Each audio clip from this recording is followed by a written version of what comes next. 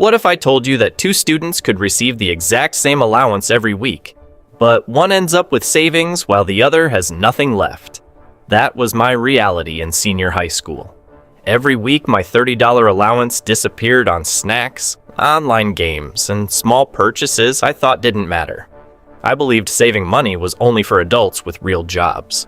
But one simple conversation with a friend completely changed the way I looked at money. In this video, I'll share the lesson that transformed my spending habits, helped me build my first savings, and prove that financial freedom doesn't start with a big income. It starts with one smart decision. When I entered senior high school, I thought saving money was only for adults with full-time jobs. Every allowance I received seemed to disappear before the week ended. Snacks with friends, online games, and small purchases felt harmless because they were inexpensive. I never realized how quickly those little expenses added up. One day, I saw my friend with a new phone and thought how lucky he was to have it. My friend said that he brought his phone with his own savings. I was amazed on how he can save money since I myself do not have savings. I asked him how much is his weekly allowance, and what he said shocked me. We had the same allowance of $30 per week, yet he has savings and I don't. My friend told me that saving is not about how much money you have. It is about how wisely you use it. My friend shared a few tips on saving money as a senior high school student. First, he said to save a small portion of my allowance before spending anything else. Even setting aside $5 or 10 pesos each day could make a big difference over time. During the first few weeks, it was hard since I am tempted to buy street food, like my favorite kwek and fishball after classes. However, as time went by, saving 5 pesos per day became a habit. Second, he advised me to distinguish between my needs and my wants. Buying food for lunch or school supplies was necessary, but purchasing snacks every day or spending money on online games could wait.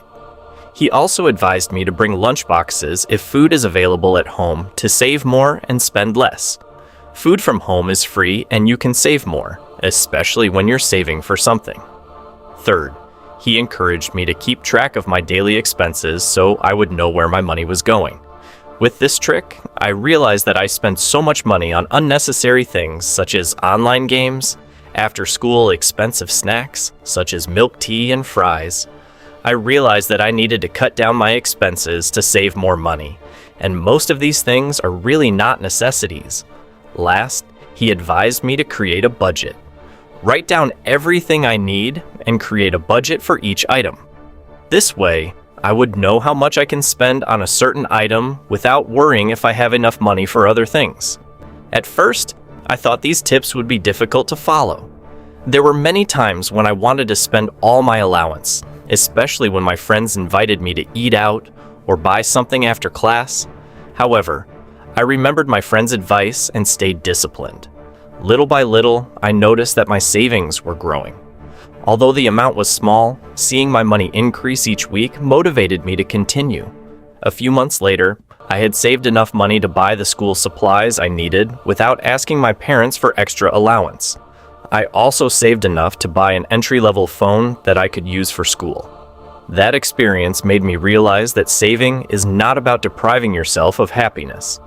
Instead, it is about preparing for future needs and making smarter financial decisions.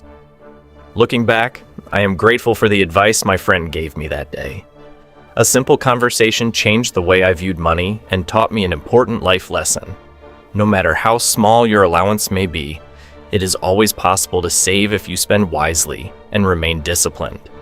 Saving may seem like a small habit today, but it is the first step toward financial freedom.